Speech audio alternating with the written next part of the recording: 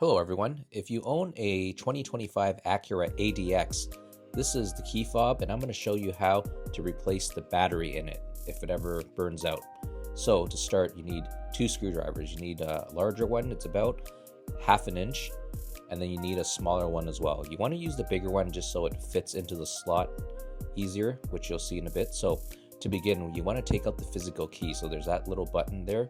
You have to press down and pull out the key.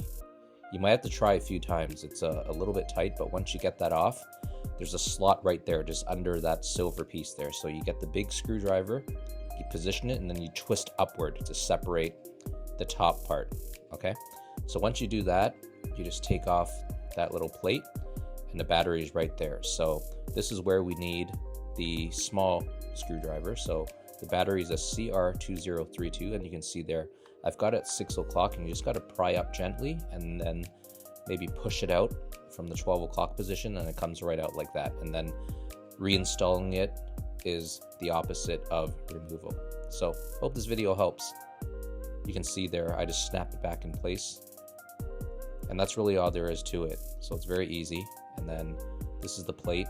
So there's two prongs on the top of the plate. You just have to fit it into position at the top there, as you see, and then press downwards.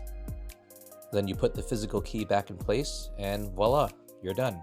Just press the buttons, just make sure that the LED is flashing, and you're ready to go now. Bob's your uncle.